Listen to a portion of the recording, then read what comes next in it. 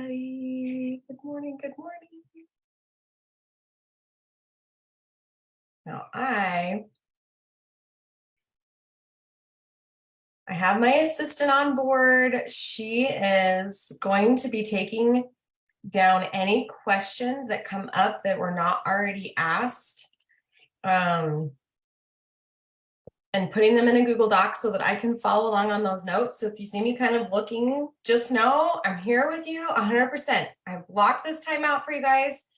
And we're going to just kind of run through a lot of different things. And I also want you to know that you are welcome to jump into the Zoom room this morning, which I don't usually do. I don't invite this particular group to come into my Zoom room because I'm usually teaching. Like there's not a purpose that we don't have like a lot of like back and forth discussion that I want to record and have going on. I like having the comments there. However, I am going to put my personal Zoom ID into the comments here. And if you would like to come into the Zoom room and actually be on here with me, because here's the thing. When I do live coaching for my clients, they are not here like this. They're in the Zoom with me. So there's not a lag on your comments, on your questions. Like I thought, man, if we can get people into the Zoom room, that would be amazing.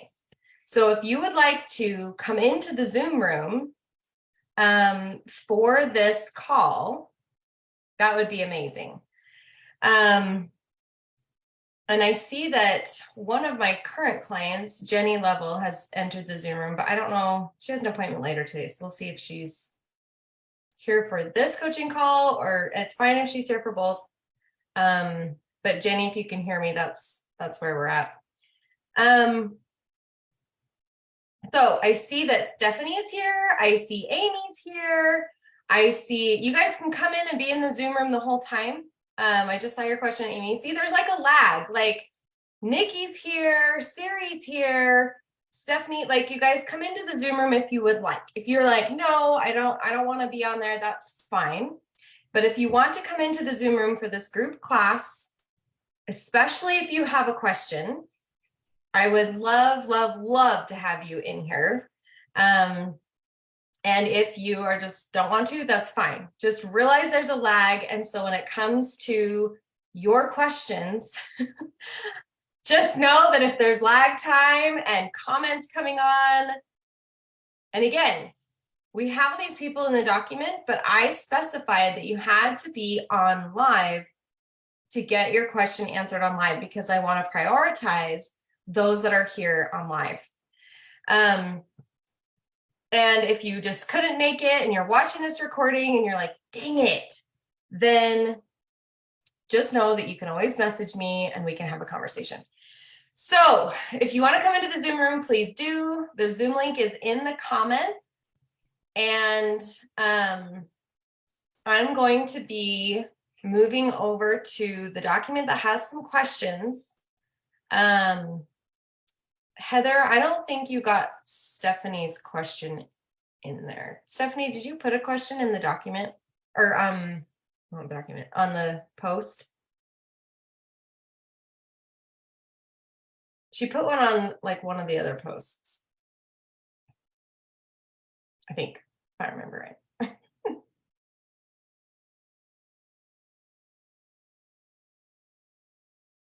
But I don't know.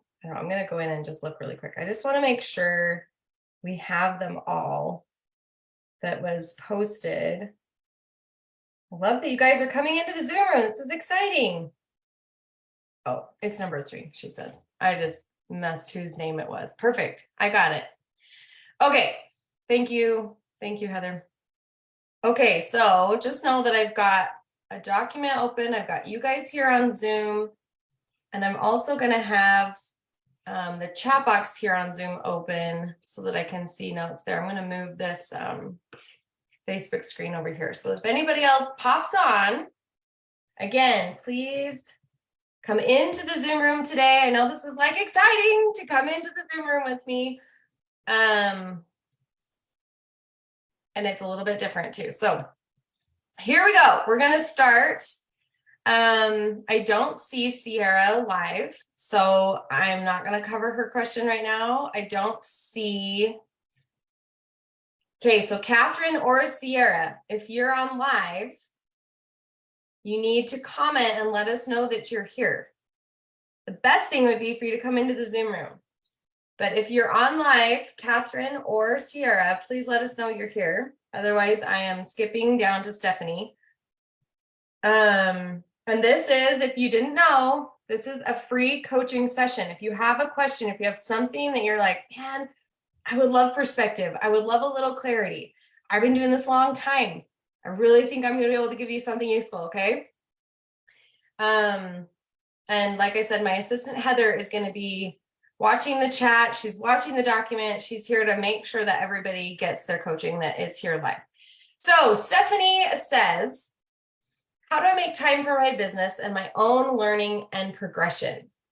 Stephanie, is there anything that you want to say to clarify that before I jump into some thoughts that I have? My husband has his own business too, so I do his bookwork and bookkeeping and invoicing and all that stuff. And then I'm trying to start my own business, and then all the family stuff and cooking and cleaning and you know. So your challenge is then you don't feel like you have enough time. You haven't been able to have the time. You feel like your own learning and progression has taken a side seat. What's the current challenge that you feel like you're just like, ugh? Yeah, some of that just, I feel like, okay, I've got to get his stuff done because he's the one that's making the money right now, right? I'm not really making much money with mine yet. And so I'm like, okay, I really got to get his done because that's where the money's coming from. But then I'm like, but I need time to do mine so that I can make money. And so I guess I'm just trying to balance, trying to figure out, how to spend the time for both, but get some results in my own. Yeah. And there's a lot of context there that I don't have background on. And so the original question said, how do I have time for my business and my learning? And now I'm hearing maybe there's even like more of a widespread frustration with how do I get it all done? But usually under that layer of how do I make time for this, there's the basic value system that you have. So if you're taking notes, you'll want to do some journaling on this. Why am I doing my business? Why is my personal learning so important? What's going on in my husband's business? Can we hire someone to do some of this? Like, if your value system says his business is top, his money is top, and I get it, it's your guys' income, like that's important. I'm not like downplaying any of that. Just sharing that sometimes if your dream really is going to take off, you may need to delegate. There's lots of people that could do bookkeeping, and there's not a ton of people that charge tons for that. And I just like, well, I wonder if I just get curious, right? Is there other resources or options open to you that either because money is probably like kind of going like this as you're changing, you're like, oh, I can't spend money somewhere. I totally get that. 100%. And so it's just like, well, what if I did have a bookkeeper that did this for, 4 hours a week or however long it's taking you, and I spent, $60 to pay this person to do that? Would that free up my time to get a $6,000 client? Do you see how but because you're not willing to pay the $60, you never have that time to make the 6,000.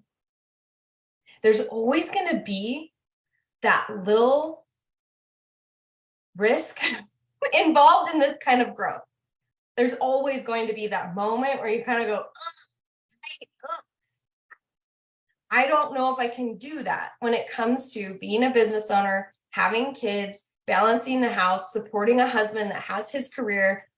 We are so in the same boat here. And I'll share that when I got some help, whether that was trading for something, whether that was, I just set aside $700 and said, I'm paying this person because I know that if I got this off my plate, I could bring in this much more money.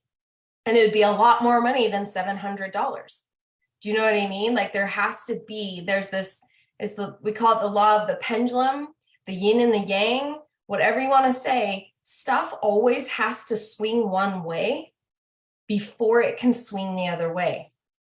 So in your business, energetically, if you have all of your eggs in one basket per se, supporting your husband and doing this thing, your basket will remain empty. And so when people talk about wanting to balance it or finding time, you either replace yourself in this basket, like they're just, I don't know how much of the scriptures you are in, but there is a scripture that says, no man can serve two masters. Mhm. And in the context of that scripture, he's talking about like, you can't kind of have one leg over the fence all the time. Whether that's sinful things or like really good things, but it matters. It's an overarching principle for this. It's like, you have to decide where you're going. It's not going to be a moral issue if you hire someone to do this thing and go work on your business. But if it is, like I said, your value system sits at the base of these decisions. Do I value working with my husband so much that I really don't want to replace myself? I don't want to do that. I feel like that would be, do you know what I mean? So at the very base of this decision, you get to do some journaling and be like, okay, where are we at? How much would this really be to replace myself? And so I can go over here and do this, to really apply myself over here, because there's nothing worse. And I have done this. That's how I know. There's nothing worse than doing 10 things at 40% when you know you could do them all 100%. That wears on your confidence. It wears on your personal perception of your capability, which then affects your marriage. It affects your mothering. Like, it affects everything to do 10 things at 40% instead of 3 things at 100%. It really wears on a person. So if I can find someone that's really good at laundry or whatever it is, and I have to like figure out where my value system is. Can I drop my laundry off somewhere? Do I have any pride about that? Or can I work with my value system and be like, you know what? A laundry service for the amount of thing I'm doing is only $140. If I didn't have to do any laundry anymore, what would that do for me? Like, just start really thinking like, is this really about me taking time? Or is this me figuring out what's most important to me? Maybe your business isn't as important to you as you put on, or your coach wants you to think, or whoever you're working with, whatever business this is. Maybe you don't have a coach, but like, if that is so important to the point where, take a deathbed mentality. If my deathbed is coming, say in 10 years or 20 years, whatever, will you truly regret that you didn't give it your all? Will you really regret that you didn't try to build this business and do what maybe your gut's feeling like is so important for you to do? And if the answer is yes, then I think that helps you know where you get to shift. And if the answer is like, then I'd say empty your brain of all of this guilt and stress and just focus over here and let this be a hobby and let it take hobby time. You see how, like, once you define where it really sits, it helps you get clarity on all the different pieces that you're like, ooh, all of a sudden getting the babysitter isn't that big of a deal. All of a sudden trading for that thing isn't that big of a deal, because now you're like, no, this is so important. Tell me what's making sense. All of that. I probably do need to just journal and kind of get a little bit more deeper into all of that and figure out exactly where I am and where I want to be. I know me and my husband are kind of at different levels too, where like I'm really working on my mindset and trying to have a good perspective, and I'm abundance and all that stuff. And he's very into the, well, we don't have money and we can't buy this and we can't spend that and we can't. And so it's kind of like, so I'm having a hard time trying to manage both, right? Having the mindset and the good abundance and all this stuff when I get the other side at home. Yeah, totally. I totally get it. Many, many years, my husband was over there in scarcity land as I was growing through that. And gladly, we're coming even closer together on being aligned on that. So it's really common. It's really common for people that are building a life together to have differing values on things, right? That's kind of a normal principle. And so this is where you get to, like you beautifully stated, it's becoming aware to you that there's some clarity that gets to happen. You say, okay, I'm now aware that my husband is doing this. He's not on this same page. I can expect that. I'm not going to sit in the energy that I wish he was different. I'm going to sit in the energy that is and say, I'm over here working on this. I expect my husband's attitude to be here. So it doesn't surprise me, doesn't make me mad, I'm not going to take this personally when he like doesn't understand decisions that I'm making, like really work on, where do I sit with his attitude? Can I disagree with him and also be able to move forward on my stuff? Where do you guys sit with that? That's good. That's a really valuable conversation. And how much autonomy have you already asserted within your marriage? A lot of marriages, especially in Christian culture, where we've been taught for generations and thousands of years that male figures take this kind of precedence within the home as far as we support them because they are the main provider. That, however, is not doctrine. That's not, do you know what I mean? That's not a moral thing. That's something we choose. And so you can work on that with him, like within yourself. Like, how do I view that? Is my business just as important as his? Where am I sitting on this? That yes, he's bringing in an income and all of these things, but does that mean I have to do the business and my whole family at the same time? Where's my future and my talents going? How do I feel about that? I don't know. I don't know where you're at on that. But learning to start to shift some of those ideas within your marriage is going to be really healthy. Of, hey, you've had a dream, I have a dream. Can we meet in the middle of supporting each other instead of I just have to do this on the side? And I get the income thing. I get it. There's going to be one or the other that's doing stuff. And it's a journey. It was years for me. It was like 3 or 4 years of like trying something and then seeing how it went, trying on a thought pattern, seeing how it went. And I would journal on where you are with experimentation. How brave do I feel to experiment on approaching my husband with this plan and saying, I realize I can't do your business and mine. It's just not going to work. So I've looked at bookkeeping people. It costs this much. What do you think about transferring this over? You know what I mean? Like approach him in the way that he's still supported. That's so important. Not you have to figure this out now because I'm over here. Like that's not going to work. Partnership. If it's a partnership, you help and support and cheer. And so I would look at how much is he helping and supporting, cheering?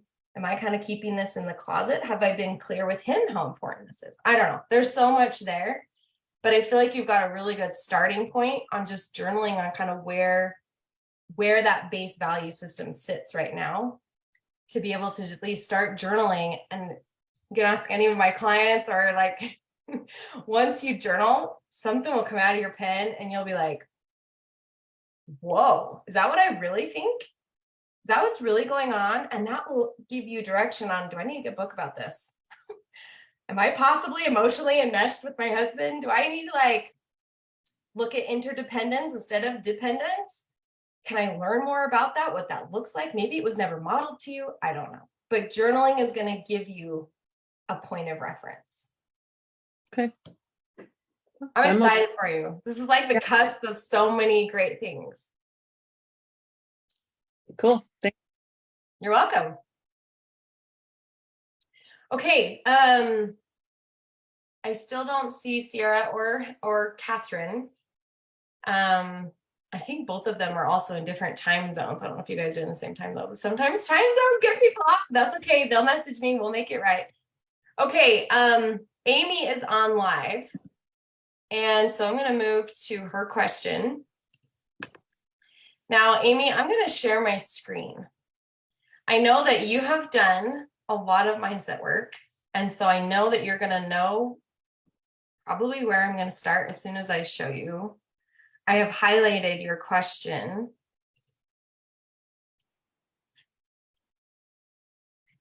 Do you see this? Yes. Now, looking at what I've highlighted, do you already have an idea? What Yeah. are your first thoughts then in this moment? That, well, I just barely saw a comment from you or something on one of your other videos that I haven't fully watched, but that if you keep it in the I want, then it'll always be I want. That's something I hadn't thought of before until I saw that comment this morning. And then with the we don't have, I need my husband's help, that those are like where the limiting beliefs are, I'm guessing. Right. You've done enough mindset work that I knew if I highlighted that and showed you that your brain would go, I know about this. I know why she highlighted those things, whether they're limiting beliefs or whatever they are. Mm-hmm. Our language and how we're thinking is paramount to everything. Mm-hmm. That's how we perceive our reality. That's how we perceive our resources, our capabilities. Mm-hmm. And I know that you have been through several seasons of shifting how you think about something to be able Right. to heal, to be able to move forward. Like, Yeah. so when I look at this and you say, I want my home to be this, I'm like, Mm-hmm. okay. So what I would love for you to do is go and copy your question. And with the knowledge you already have, see how you can change those statements to, my home is a beautiful place. These are the actions I take. Like, do you know what I mean? Like, Mm-hmm. just shifting your language is going to shift this entire question. Okay. Knowing those things, I still have some thoughts on moving forward when income feels like it's like just not moving. Mm-hmm. However, is there anything that you want to say differently about this question regarding like what we've just clarified? I think it's like the way that I see it is like I'm like working on the, okay, like my home is a beautiful place. I like staying in that place of like I love what I have, but then also recognizing that there are changes that I want to make. Like I wanted to paint our hallway, and I had everything set to do that, but then we ran into a little hiccup because of how something was wired. So we have some exposed wire when I pulled down the wallpaper. And so now it's like, okay, now we got to figure out a way to cover that, but that's probably going to cause some construction. And then there's a bench underneath that I really don't want there. But if we pull that out, then we have to redo the floor.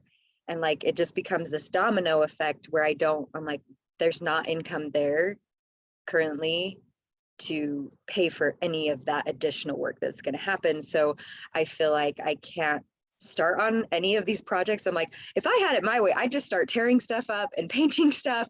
And then it would just like, we'll just see what happens. But then it's like, that affects my entire family and us living in the space.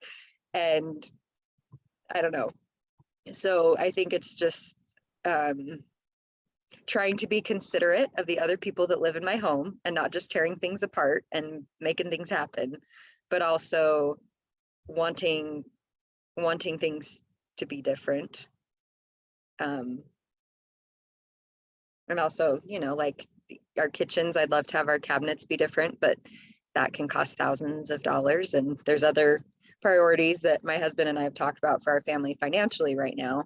And so I don't know, it's like a timing thing. Like I believe that it can all happen and it could all be possible, but I'm just trying to like check myself that I'm not trying to go too fast, or like I'm not being too rash with just wanting things done.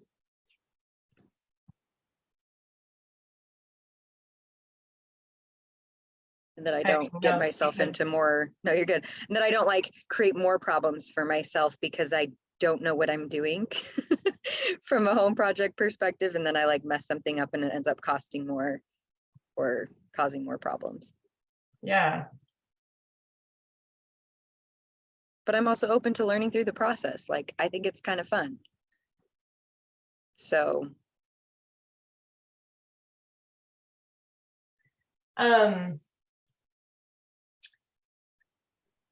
Lots of good thoughts there. Where I would coach you to begin again is journaling.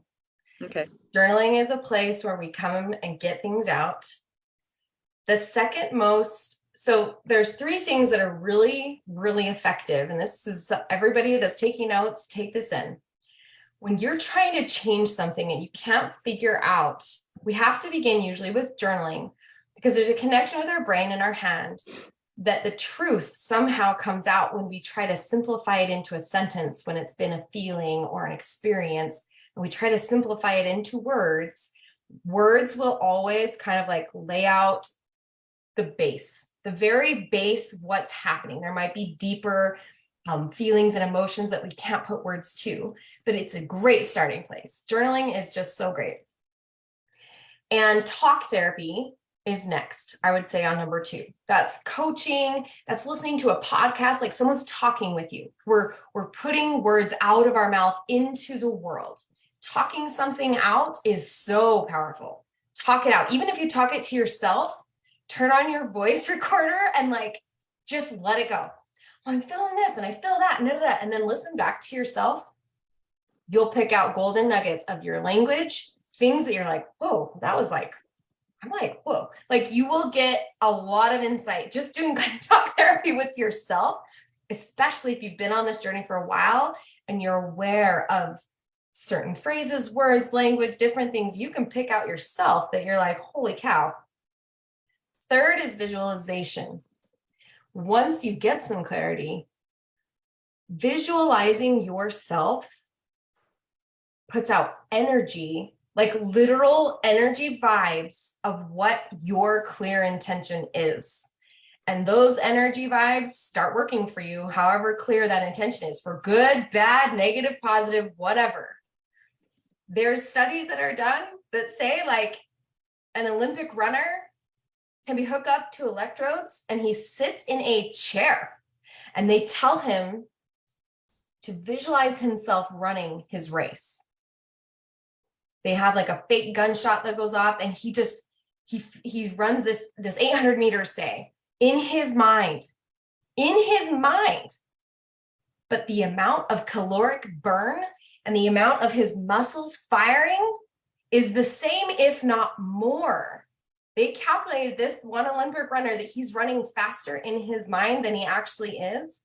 And when he did this over and over and over, guess who ran faster the next time he ran real? Like truly, they've done even more studies where they hook up like someone that's overweight and they have them work out so they know what it feels like, right? And they have really great coaches talking to them like, hey, fire up this muscle, you're lifting 20 pounds, like, and they're sitting there. They can measure muscle growth just by them thinking about it. Visualization turns into self-belief. When you say for Amy's question here, she wants her house to be beautiful. There's not income coming in. She's feeling limited by these ideas that they can be limiting initially. What if she thinks, I'm on the lookout for resources to come to me. This is my clear intention. I'm on the lookout. And she visualizes herself driving down the street, and all of a sudden there's a beautiful dining table that says, take me, I'm free.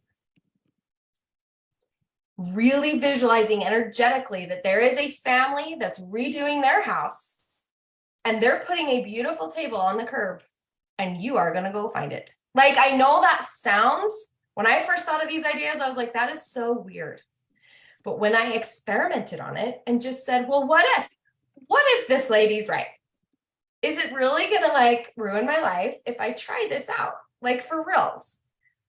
And I will tell you, our first dining table was a spool. Do you guys know what that is? Mm-hmm. Like a barbed wire spool.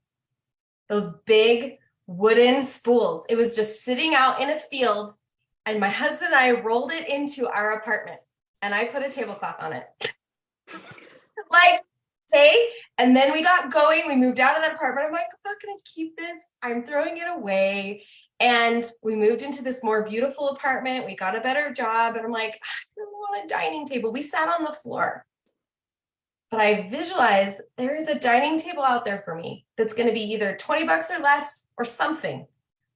Literally within a week, the neighbor over in this apartment complex put this table outside and it started snowing. It was a beautiful mahogany wood table, like beautiful. And I like knocked on her door and I said, hey, just noticed the table out here. It's getting snowed on. Are you getting rid of it? And she's like, oh my gosh, I don't know. We need to call someone to take it to the dump. And I was like, I said, well, you know what? We're kind of in between dining tables right now. Do you care if we use this? And she's like, oh my gosh, take it. And she's like, I have the chairs inside. So I got this beautiful hardwood like table. Do you know what I mean? That Yeah. stuff happens, you guys. Like this stuff happens, even with your construction. Is there a worker out there that's looking for work that's willing to do it for less?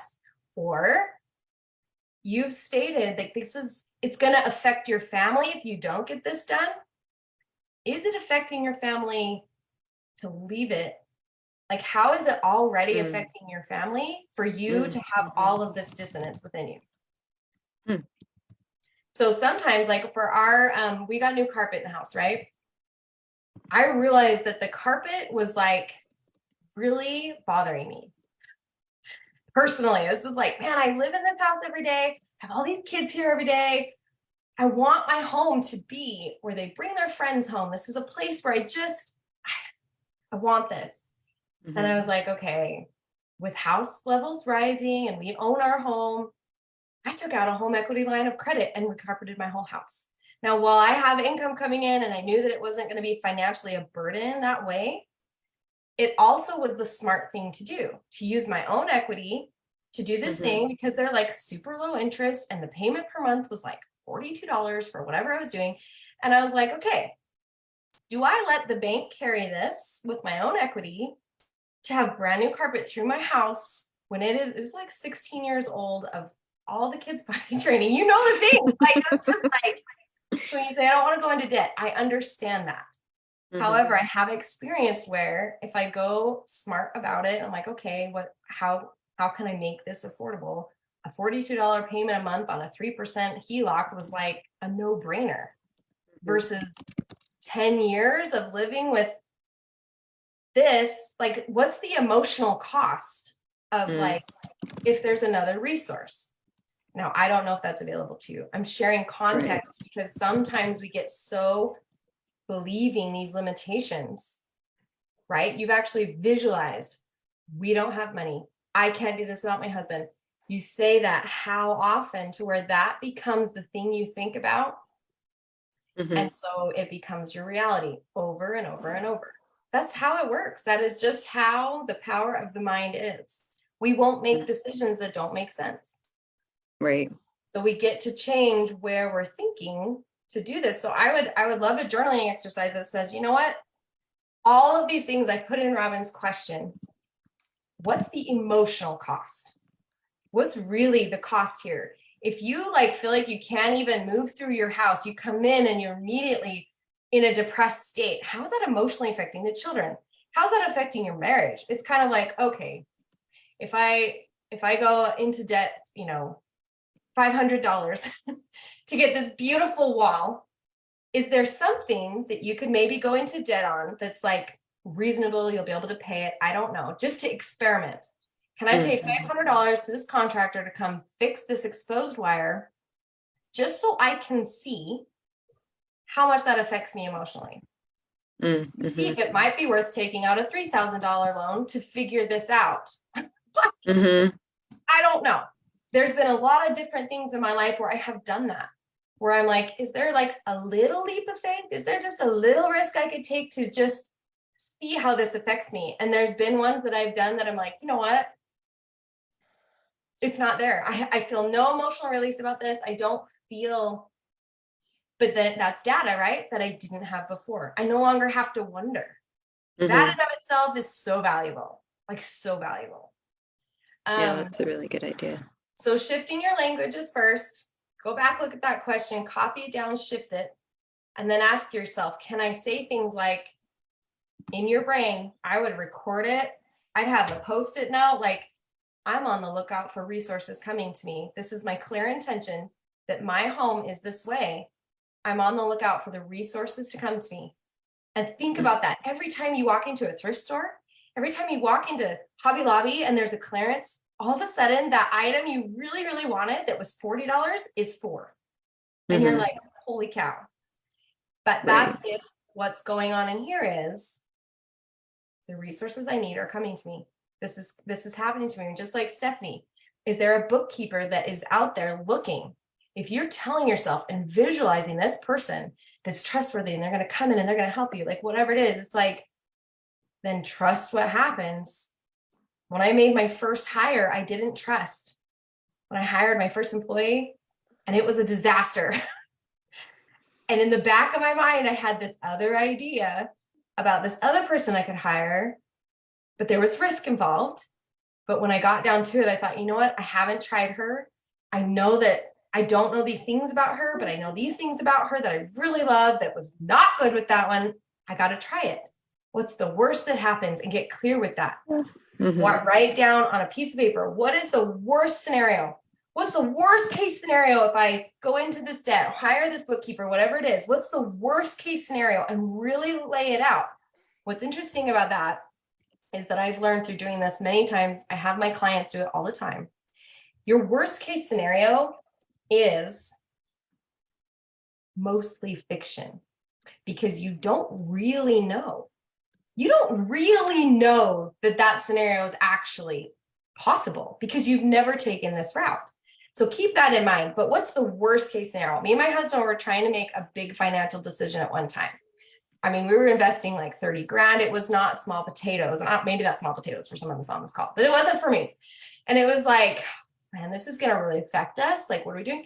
And we got down to it and we said, what's the worst case? Worst case scenario, if this doesn't pan out at all, we're probably gonna have to move. Like we would have to sell our house to recoup this thing. We'd probably have to change our car. We went through and then we looked at it and said, would we survive? What would we do? Would we survive that? Like, and if it's too big, then we immediately know, like, and when we both looked at it and said, you know what, I feel like we would be fine. We may have to live in an apartment for a while, but we're smart enough. We're keeping ourselves healthy. I think we could build it back up within a couple of years. Like just knowing the worst case scenario, that's what it would be. We faced it. We talked about it. We looked at it. Then it was like, whatever else happens is better. Whatever else happens is better than that. And so what was cool is while it didn't pan out as big as we thought, it was so good to see us both hold on to each other and make this risk together and go through. We learned how we deal with it together. We learned so much about each other that brought us so much closer doing this decision. And it's like the outcome has been great because we're still in our house and and now we have this great investment that is like surpassing our dreams. And it's just like, okay, we've got that behind us. We now have evidence that this isn't so bad. And so even with the HELOC, we did that, right? It was like, okay, if we take out this and get 10 grand in carpet and we do this thing, what's the worst case scenario, And so facing worst case scenarios is really healthy as well. Mm-hmm. And do you feel like, because I think the other thing is like, I don't have a solid picture, because as you talk about visualizing, like I don't have a solid picture of like what I want my kitchen to look like. Like I have some ideas, but it's such a weird space because it's an old house that I don't know how I would totally work with it in a way that I love as far as like changing the way the cabinets are. So it's like, is that something that I need to have before I start visualizing and pulling things in? Because I think It sounds sometimes like you know the answer to that. If it's been a long time and you've always just like, this is something that's bugging you, how many years has it been bugging you? What's the emotional cost already been? If you don't know the answer at this point, have you been on Pinterest? Have you typed in 10 by 10 narrow kitchen space ideas? Like, have you really Not that exhausted specific, every no. resource, and been like, do I know these ideas? I love Pinterest for that because I don't have a skill of visualizing space. But what I've also learned by taking action is that lots of people give free consultations. What if you found a cabinet designer or a home interior designer that's really well known that does free consultations. What if they came into your home and said, oh, you could totally do this and this and this, and they sketch it out on paper? All of a sudden you're done and it costs you nothing. Sure, you might have a little, depends on your value system. Are you taking on their feelings if you don't end up going to work with them and have guilt about that? I don't have that anymore. There was a time when I did, but I'm like, you know what? They're here to give me a consultation. That's how I decided to get a deck. I had a guy come out and quote me on different things for landscaping. And he's like, you know, if you had a deck that went from here to here and da da da da, and he sketched out, he's like, I think it would work better with da da da. And I had never even considered what that would do for our space. Getting a deck was the best thing we ever did. It was so awesome. It like extended our home. I was like, oh my gosh, we went 12 years without a deck. Like, I just didn't even know. Anyway, so if you're really stuck on something like that, that's kind of out of your wheelhouse, go see if there's a free consultation. Like, Okay. Yeah, that's You a know? really good idea because that even has been one carpet of the people things. come and give Yeah. free quotes, and they tell you what kind of carpet you might need or flooring based on, okay, this is a traffic area. I had a guy come in and I told him, I want this kind of carpet, come to my house, tell me what the square footage is so I can get a price. And he goes, Miss Whitworth, this isn't the carpet you want. And I was like, yes, it is. I just told you it was. And he's like, look, now that I'm in your home, I see this traffic area. I see this. You don't want polyester carpet. And I was like, what do you mean? And he explained to me that polyester carpet pushes down and it actually catches dirt. He's like, you want vinyl carpet. And I was like, what? I didn't even know it existed. Vinyl carpet doesn't take anything in. You pour water on my carpet, it just bubbles on top like plastic.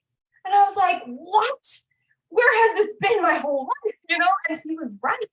Ever since we put it in, I thought getting light gray carpet was like really risky for like our big family. And it has been a dream.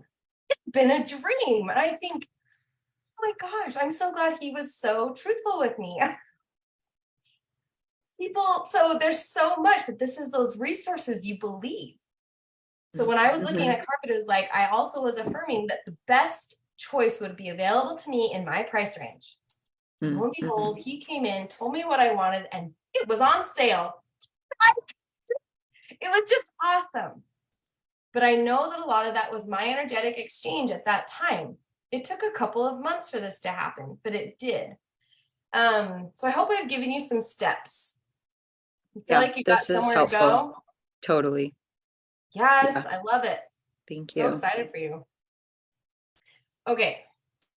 I don't see any other stuff in the document, and I don't see Sierra Meltzer or Catherine DeDeca on live. Right?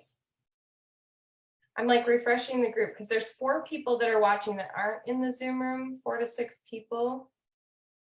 So Sierra Meltzer or Catherine DeDeca, please come into the comments and say that you're here.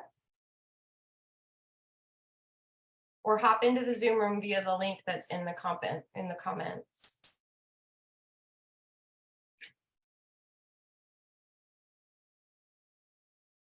Sierra Escobar says she put a question down somewhere.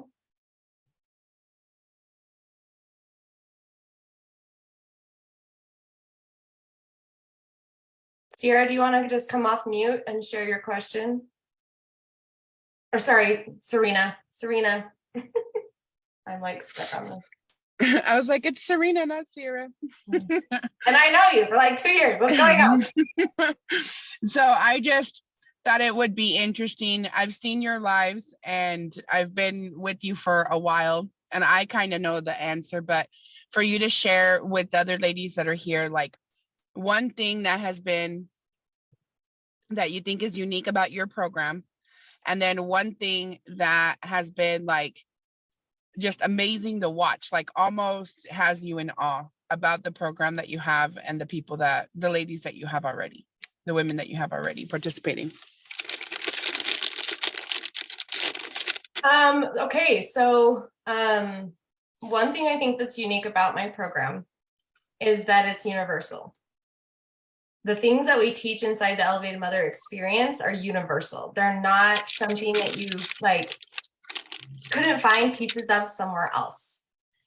And so I know that the most unique thing about it is me. Like, really, if you like my lives, if you listen to how I coach, if you like how that is, I think who your coach is matters so much, Nobody's going to share the same stories that I share. Nobody has the same experiences that I've had. And so if you're a recovering perfectionist, you've got kids at home, you're a Christian, your husband has been someone that hasn't always supported you 100%. These are the kind of things that that are unique to me, right?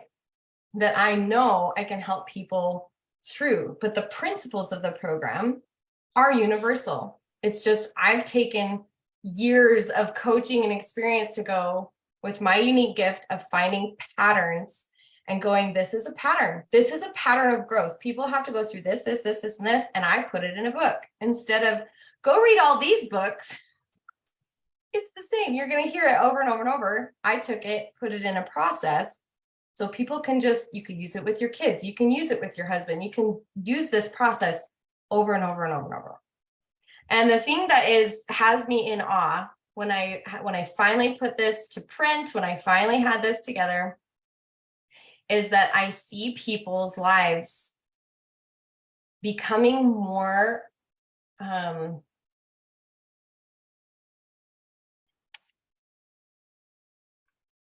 I was going to say Christ-like, but the people that come in are Christ-like, but it's like the thing that we as Christians want the deepest is to feel like we're fulfilling our purpose that we're here to do.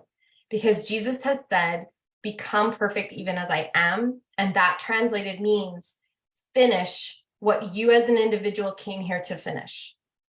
Not what I did, not what Jesus did, and to see people have the clarity on what that could mean for them has been totally something that was not written in my book, something I didn't see as an outcome for my clients, was that awareness and that clarity that I see happening in their lives.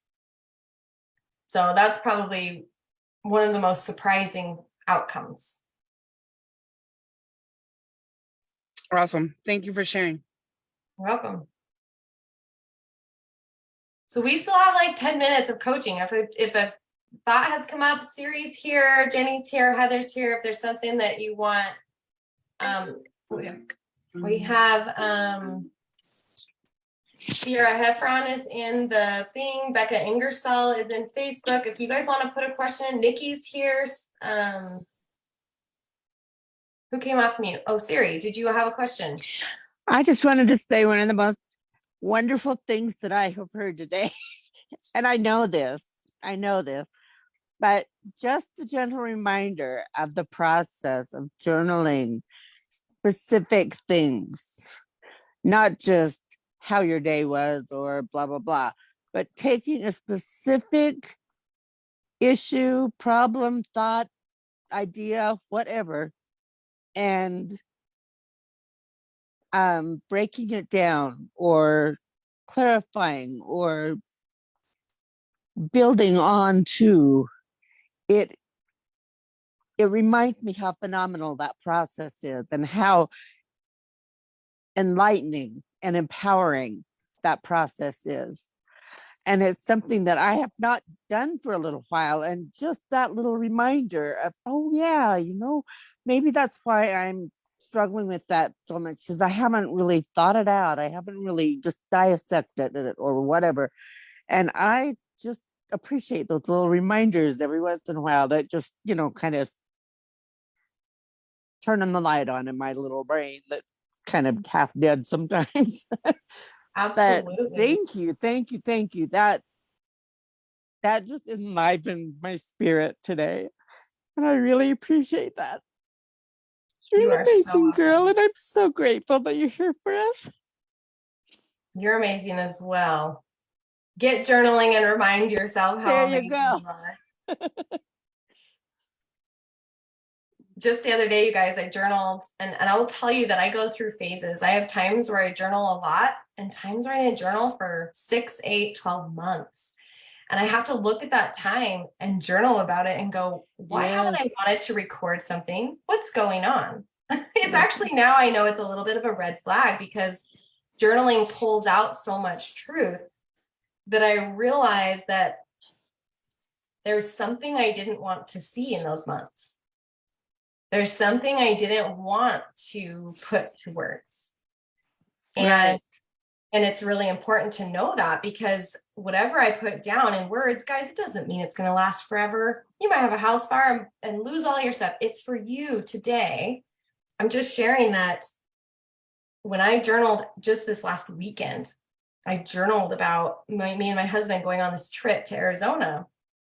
And it was what came out of my pen made me gasp about something that's going on kind of internally with me that I kind of knew, but I hadn't put to words. But I was just like, yeah, I'm coming back home. It felt like, and the word that came out on the page, I was like, is that true? Is that really how I feel? Because putting it into a word, it was like, whoa. And I even wrote that next. I said, whoa, that word is surprising to me. Is this really true to me? What does that word mean to me? Is this really what I'm feeling? And a couple paragraphs later, I was like, okay, I now realize that was the most basic way that I felt. However, upon further inspection, this is actually more clear of why that came out and what's going on. It was beautiful. It was so beautiful to then like see what came out of my pen and be like, wait a second, that doesn't seem congruent with what usually I feel and think. Why would that happen? So then I clarified to myself what was going on. It was awesome. It was totally beautiful. So then I had a direction on, I think I need to do a little more meditation about this. I need to do some more self-care, because if this is what's really happening, I've had this before. I now know what to do. See how powerful that is? Like, it's amazing. It is. I've been Um, kind of struggling with situation with one of my kids, and you know how I am. I jump in and want to help everybody really without thinking a lot of times. And so I'm kind of at a crossroads right now after talking with her last night. And so this was just exactly what I needed. That's what I need to do today. As soon as we're off the line, I'm picking up my pen. So I'm going through that and really the pros and cons and clarifying and seeing where I really am yes. in my efforts of am I really helping? Am I enabling? Am I making codependent? Am I trying to make decisions for her? That kind of thing Yes. that I have a tendency to run with. So I am so grateful. Thank you. Thank You're you. Thank welcome. you. Jenny, did you come off mute? Did you want to say something? I did, but do we have time? It's Yeah, okay go if we ahead. don't have time. So I've been dealing with for a long time. So my daughter has ADHD and she really hyper focuses on food. And I've always like taught my kids, try to, healthy wise, it's okay to eat sweets, it's okay to have sugar, yada yada. But at the same time, like we have to make sure our organs are healthy. And what is the best way to talk to, especially a girl getting into teenage years, who that's not really, because of her ADHD, she's kind of, it's like an outside, she doesn't really focus on that. But yet I'm sitting here going, you eat all the time, you're sneaking it, you're hiding it in your room.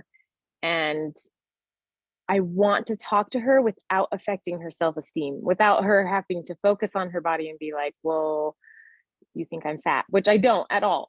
But I'm trying to, it's really weighing on me on how to talk to your kids sometimes about these things. And it's starting to affect me and my mental state, I guess, of weighing on me that if I don't do something about this or help her with this, then I'm hurting her kind of, because I'm not able to help her with it since she's not fully aware. I don't know. Maybe that was a lot of questions in one. It is, but at the base of it comes I would journal on this. Okay. Where Where does Jenny sit with this? Because while your daughter has more of this is a medical threshold of sugar that affects how her brain lights up, which then affects her ability to make friends. It affects her ability to do schoolwork. It's going to affect her life. So be very clear with even yourself that this is more than health of becoming overweight, possibly. This is like she is going to have to focus on her body. Like she is. And what's great is you as her mother can model how we focus on our body without it being a focus on body image. So do a little journaling on, how do I feel about my body image? How do I feel about sugar? Am I afraid of sugar? What's my relationship with my food choices? Do I have a lot of anxiety about this topic? Do I feel like if my mom had said something, I would be really struggling with my body image? Because whatever you say to her, your words and your beliefs will come out somewhere. So it's important you kind of do a little work on this before broaching the subject. I will share just an experience, but one of the most effective ways that I found was to take all my emotion out and actually put it on paper. I actually made a poster board and I made it with my kids. And I said, look, here's and I drew a little head with a brain in it. And I said, this is a piece of string cheese. This is a piece of bread. This is an avocado. This is a lollipop. And I told them just on paper. It wasn't about, I'm worried about your health and we need to, it was no emotion. It wasn't about what I believed. It was, this is scientific fact. When you eat an apple, this is released within your belly, which signals the body to do this, and it lights up this part of your brain and your digestion.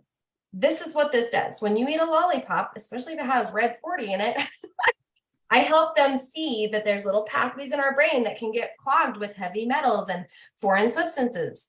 This is why we sometimes feel foggy or shaky and they were like, oh, so that's why you don't want us to eat candy all the time. I didn't have to say anything. They just were like, oh, it was just them seeing this lights up this part of the brain. And then if you do this right before bed, your body's just coursing with sugars and it's trying to go through your liver to process, and it's actually harder to sleep. And you might wake up with a bellyache and they were like, it didn't become my beliefs being pushed on them to create a certain action. It became, this is just how it is. You guys can make your choice.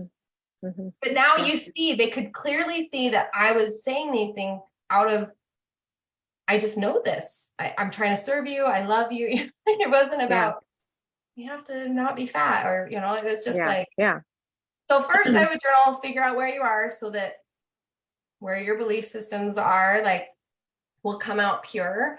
But then I would offer to experiment on making it a science thing versus something emotional that you are trying to express care about, because for her, it is going to have to be a focus. She really needs to understand that process and see it so that she can maybe have it in her room to remind her. I have a friend that has a disorder where she's hungry all the time. Think how hard that would be so hard. Her belly is constantly growling, and she has had to see pictures since she was 3 and now she's older. She has signs that are I'm calm even with my belly growling. I'm okay even with my belly growling. It's been very interesting. But people have it. Her body does have to be her focus. And so it's important that whatever we felt that meant to us is different. We get to kind of change that. That's super good. I love that. I'll probably have to make it super colorful to get her to actually sit and focus and listen to be able to understand it. So might just be a piece. Today I want to tell you why your brain does this thing just for 3 minutes. Tomorrow I'm going to add, you'd even make little pieces pin the thing on the donkey, but pin the brain parts on the brain that light up during this But I'm sure you'll come up with that. You're the one that's had the training with the ADHD. You've been to therapy. You kind of know how her brain thinks. So I'm sure whatever you come up with is going to be golden. Okay, awesome. Thank you. All right, guys, we are totally out of time. If you have more questions, you can message me privately. I hope this was really useful. Nikki put some comments in the chat. You guys can go and read those. She was further testifying of the power of journaling and the ahas that she had about therapy and visualization. And so good. Really quick, Amy asked a question about journaling with your hand versus typing it. Here's what I've learned through experimenting. When I typed out, I edited.